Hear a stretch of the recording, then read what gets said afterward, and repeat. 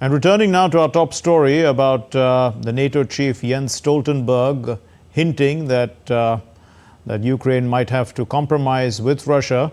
To discuss the implications of this, we have with us Ambassador Ashok Sajanhar, former senior diplomat, and Major General Sudhakar J, retired strategic and defense expert. Thank you very much, gentlemen, for being with us. Ambassador Sajanhar, let me start with you. Is this war too expensive for the West, for Europe, and in particular the US also? Not enough money to support Ukraine to the very end?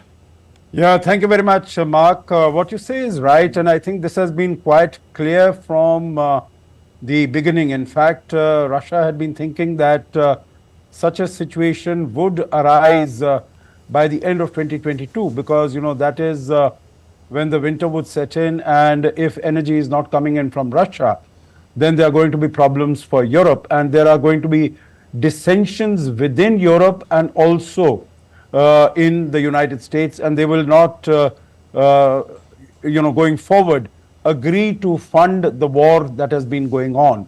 But of course, these countries have withstood and have, for the last more than 2 years, they have been supporting Ukraine. As President Biden, when he visited Kiev recently, he said that the United States, NATO, and the West will support Ukraine for as long as it takes. But yes, of course, it has started, it has dawned to the West, both in Europe as well as in the United States. United States, they have not been able to come up with a package because of the depolarization between the Democrats and the Republicans. And also in Europe, there are a number of countries, number of EU members who are not supportive of, going in for continuing the funding for Ukraine. So that definitely is a very important issue, and the war is losing support amongst the people of the country. So that is another issue that is bedeviling the support by the West to Ukraine. General Sudhakar, keeping what Ambassador Sajanhar has said in mind, what is the realistic position then for negotiators to take on the Ukrainian side? Mark, good evening. Thank you for getting me to your show. As regards the ambassador, he deserves to have the last word on the subject. And having known him so well, perhaps he's an expert on the subject. But let me give you a share of perspective. Today, the world is in turmoil. When I talk about the turmoil, what it means is the geopolitics has got no semblance of orderliness. There is a domain of multilateralism which is expanding by the day. There is also a domain of USA as the single most superpower asserting its authority and supremacy. And although mindful of the fact that the entire world order knows that it is actually manifested and demonstrated everything to do with a declining power.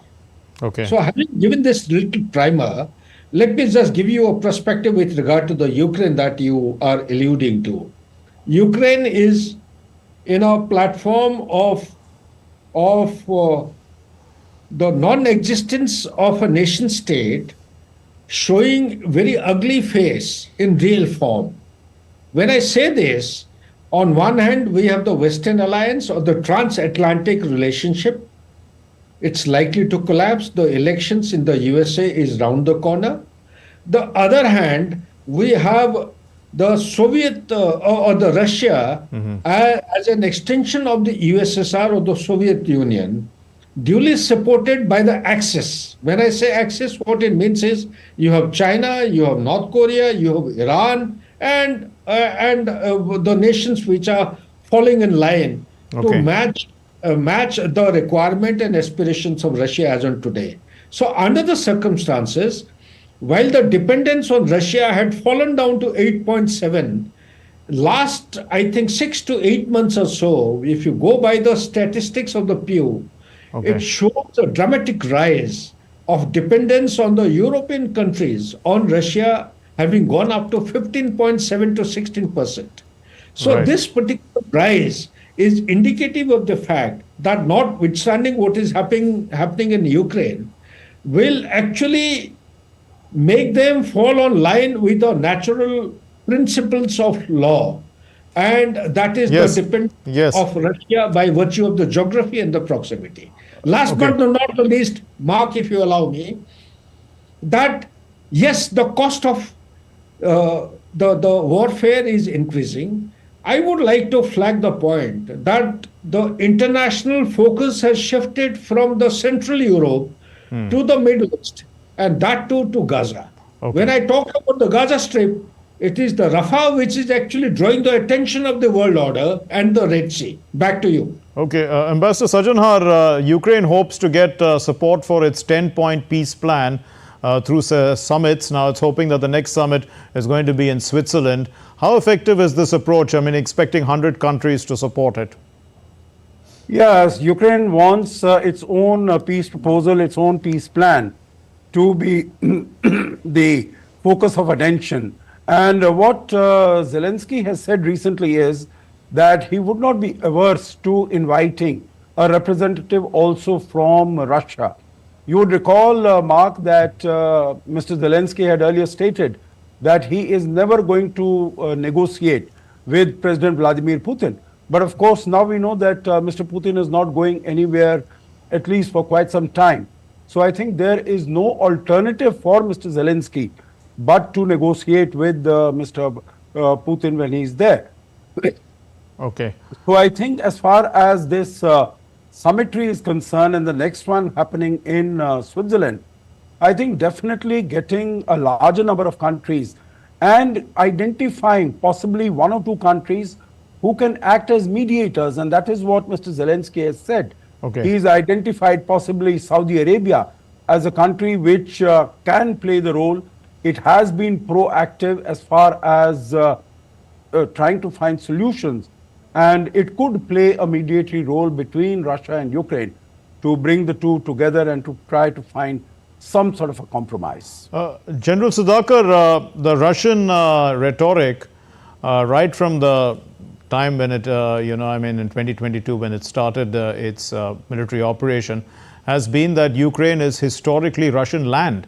Now, prima facie, that appears to be expansionist, declaring an intent to restore the Russian hegemony or the Soviet Union hegemony. What do you think? I mean, is that the larger threat that Europe and NATO are thinking Russia, I mean, if they give in or they compromise, Russia would be emboldened? Mark, well said. I must compliment you for the articulation, but let me also share the fact that it is not Russia but the Western Alliance which is actually exercising the power of rhetoric. Today, if NATO has said something, or Mr. Blinken has made a statement about a couple of hours back today in the morning, that Ukraine is going to be given the membership of the NATO very soon. Yes. And also, they have given a declaration or a assuring commitment that there is going to be a long-term kind of assistance of $107 billion over next 5 years or Yes. so. Well, this is to me and to my analysis and research, I have been a student of geopolitics. To me, it appears to be a big farce and big rhetoric. No country in the world, even if it is a superpower today, and mindful of the fact that they're going for the elections 4 to 5 months from now, and Donald Trump knocking the door of success, he's actually, he's asserting himself. If Donald Trump comes to the power, the biggest challenge before the world today is the transatlantic relationship.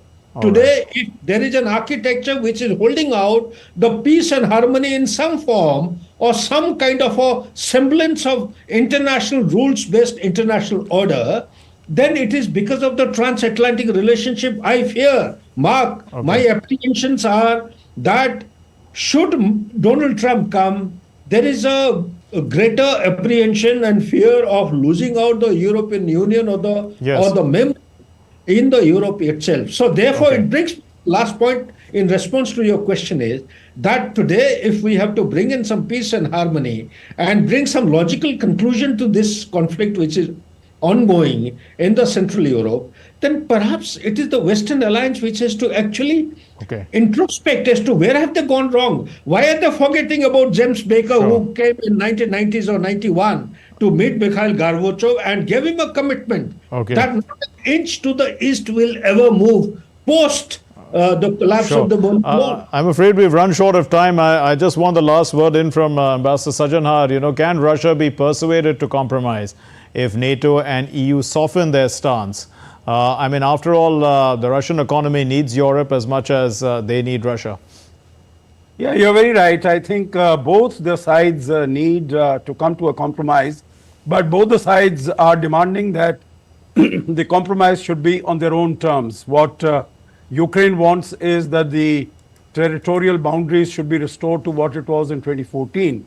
And of course, Russia wants that, would want that 18% of the territory that it has captured, that it should stay with it. So their positions are far apart. But I think the final solution, the end of a conflict, has to be on the negotiating table with a compromise. What that compromise is going to be, I think that is the finding the terms of that compromise, that is going to be the challenge, and that I'm sure next few months or maybe even a year would be required to come to some sort of understanding on this. Mark. Right. Thank you very much, Ambassador Sajanhar, as well as Major General Sudhakar. Thank you for joining us and throwing light on this interesting subject.